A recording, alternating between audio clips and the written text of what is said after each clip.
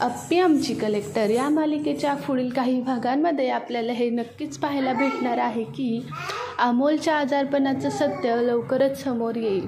तो वारंवार चक्कर येऊन पडत असल्यामुळे अर्जुन आणि अप्पी अमोलला मोठ्या दवाखान्यात चाचण्या करायला नेणार। तेव्हाच अमोलच्या आजारपणाचं खरं कारण बाहेर येणार। तेव्हा डॉक्टर अप्पीला आणि अर्जुनला सांगणार की याला जन्मताच डोक्यात एक छोटी गाठ असल्याने तेव्हा त्याला काहीही फरक पडलेला नाही, पण तो जसा जसा मोठा होतोय तशी ती गाठसुद्धा मोठी होत आलेली आहे आणि लवकरच त्याचा इलाज आपल्याला करावा लागणार आहे। हे ऐकून अप्पी अर्जुन टेन्शनमध्ये येणार आणि तेव्हाच ते आपल्या अमोलच्या आजाराचं निदान करण्याचं मनावर घेणार।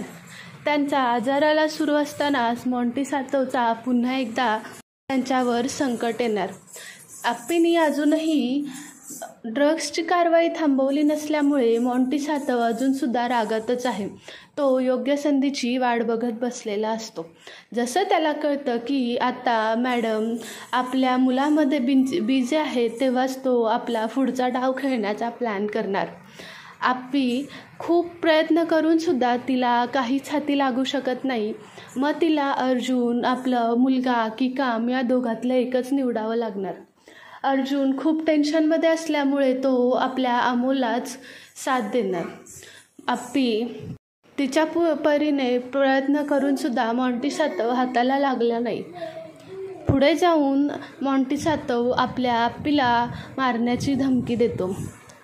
अप्पी ची काळजी वाढत चालल्यामुळे अर्जुनला सुद्धा काय करावं हे कळत नाही। अर्जुनला माहीत असतं की अप्पी काहीही केलं तरी चुकीला कधीच साथ देणार नाही। मॉन्टी सातव आता अप्पीला मारण्याच्या मागे असल्याची बातमी आर्याला लागल्यामुळे आर्यासुद्धा मॉन्टी सातव बरोबर असू शकते। हे आपल्याला नक्कीच पाहायला भेटू शकतं, कारण आता आर्या अप्पीला काहीही करू शकते। त्यामुळे ती मॉन्टी सातवची साथ देऊन अप्पीला कायमची सुद्धा दूर करू शकते। असं केल्याने तिच्यावर कोणी संशयही घेणार नाही आणि तिच्या रस्त्यातला काटासुद्धा दूर होऊ शकतो। आर्याला ऑलरेडी सगळ्या अप्पीच्या बातमी कुठे आहे कुठे जाते हे माहीत असल्यामुळे मॉन्टी सातवला ते खूप सोपं जाणार आहे। पण रुपाली समोर सुद्धा लवकरच आर्याचं सत्य समोर येऊ शकतं आणि ते अप्पीच दूर करू शकते। अमोलच्या आजारपणामुळे अप्पी आणि रुपाली जवळ येण्याची शक्यता सुद्धा जास्त आहे। एकदा रुपाली आणि अप्पी जवळ आल्या, त्यांचं भांडण मिटलं, रुसवे फुगवे संपले की आर्याचा सुद्धा लवकरच निकाल लागू शकतो आणि अप्पीच आर्याचा चेहरा सगळ्यांसमोर आणू शकते, कारण अप्पीला आर्याचं खरं रूप हे माहीत झालेलं असतं।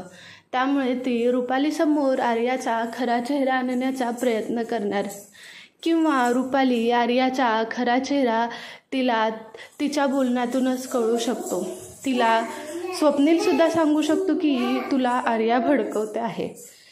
एवढं करूनसुद्धा जर रुपालीला कळालं नाही तर ती अमोलच्या हट्टासाठी, अमोलच्या काळजीसाठी ती अपर्णाला माफ करू शकते आणि किंवा तिला रिअलायझेशनसुद्धा होऊ शकतं की अप्पीने खरंच अमोलच्या मनात भाऊजींविषयी काहीसुद्धा भरवलं नव्हतं। हा मोनाने तिच्या मनात केलेला गैरसमज असू शकतो किंवा मोनामध्ये भांडण झालेलं असेल तेव्हा मोना स्वतःहून दीप्याला सांगू शकते की हे दोघं एकत्र येऊ नयेत म्हणून मीच त्या रुपाली ताईंना आपल्या वंशांबद्दल सांगितलं।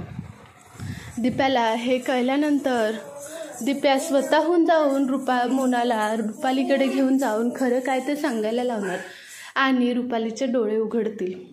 जेव्हा रुपालीचे डोळे उघडतील ती आपोआपच आपल्या अप्पीला एक्सेप्ट करायला मागे पुढे बघणार नाही।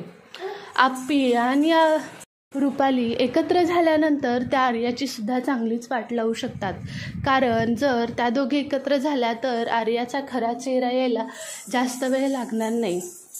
अमोलच्या टेन्शनमुळे सगळेजण टेन्शनमध्ये असतात, तेव्हाच मॉन्टी सातवचा हल्ला हा योगायोग नसून पूर्ण केलेला प्लॅन आहे हे अर्जुनच्या सुद्धा लक्षात येणार आणि त्याला हे सुद्धा कळू शकतं की बातमी देणारा आपला चौकीतलाच आहे। अर्जुन आपल्या चौकीतल्या माणसांवर चिंचुकेला नजर ठेवायला लावू शकतो आणि त्यातून आर्याचं सत्य उघडकीस येऊ शकतं आणि चिंचुके स्वतः सांगू शकतो की हे सगळं आपल्या आर्या मॅडमांनी केलेलं आहे आणि जेव्हा आर्या सापडेल तेव्हा आर्या अर्जुनला ब्लॅकमेल करायचा प्रयत्न करू शकते. आणि आर्या एकदा सापडली की आर्याची आईसुद्धा आर्याला समजवण्याचा प्रयत्न करू शकते की सोड तू त्याचा नाद.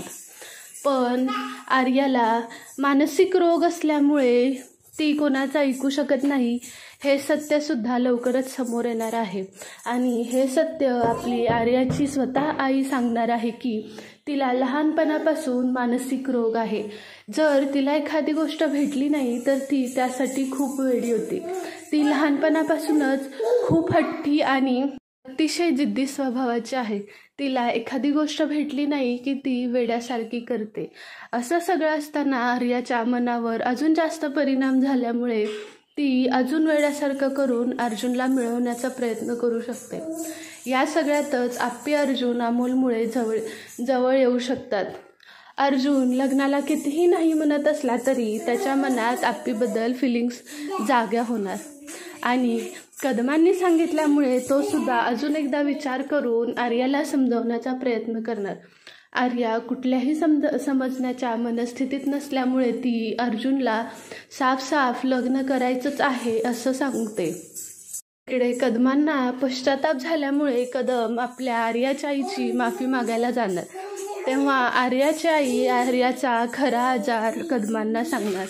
जेव्हा कदमांना आर्याचा खरा आजार कळणार तेव्हा तिला ट्रीटमेंट चालू करू असं म्हणणार. पण कदमांना आता कळेना की आता करायचं काय. तेव्हा ते अर्जुनला सुद्धा सांगणार. अर्जुन म्हणतो की आता हे प्रकरण हाताबाहेर गेलेलं आहे. हे सगळंच चालू असताना सातव पुन्हा त्यांच्या आयुष्यात येतो. आता कुठे अमोलची तब्येत बरी चालू असताना हे आप्पीला सुद्धा चॅलेंजिंग असणार आहे. कारण तिला काम, कर्तव्य की आपल्या मुलाचं प्रेम या दोन्हीमधलं कुठलं तरी एकच निवडता येणार आहे. डॉक्टरांनी सांगितल्यामुळे त्याला अमोलची खूप काळजी घ्यावी लागणार आहे. त्याला कुठल्याही प्रकारचा स्ट्रेस येता कामा नये. जर त्याला परत स्ट्रेस आला तर परत त्याच्या तब्येतीवर हा खूप मोठा परिणाम होऊ शकतो. वेळेअभावी अमोलचं संकट टळल्यामुळे सगळेसुद्धा जरा निर्धास्त असतात. पण आप्पी आपल्या स्वतःच्याच टेन्शनमधून बाहेर येत असते. बाहेर यायचा प्रयत्न करून अमोलला खुश ठेवण्याचा प्रयत्न करत असतात. अमोल, अर्जुन आणि आप्पी अमोलसाठी जे हवं नको ते सगळं करतात. अमोलसुद्धा जरा बरा व्हायला येतो. तोच आप्पीला आणि अर्जुनला आधार देतो की मला काहीसुद्धा होणार नाही, तुम्ही काळजी करू नका. पण आप्पीचं मन काही लागत नाही. ती वारंवार डॉक्टरांना फोन करून बोलवून चेकअप करून सगळं व्यवस्थित आहे की नाही याची पूर्णपणे चौकशी करत असते. आणि हे सगळं चालू असताना रुपालीसुद्धा अमोलची पुरेपूर काळजी घेणार आहे. तिचं आणि आप्पीचं कितीही भांडण असलं तरी रुपालीचा अमोलवर जीव आहे हे सुद्धा तितकंच महत्त्वाचं आहे. आणि या सगळ्यात महत्त्वाचं म्हणजे अर्जुन आणि आप्पीने एकत्र येऊन काम करणं खूप महत्त्वाचं आहे. ते अमोलसाठी सुद्धा चांगलं असेल आणि त्यांच्या पुढील संसारासाठी सुद्धा. तुम्हाला काय वाटतं हे सुद्धा मला नक्कीच कमेंट्समध्ये सांगा. आणि या चॅनलचे अपडेट्स आवडत असतील तर प्लीज आपल्या चॅनलला लाईक करा, शेअर करा आणि सबस्क्राईब करायला विसरू नका. थँक्यू.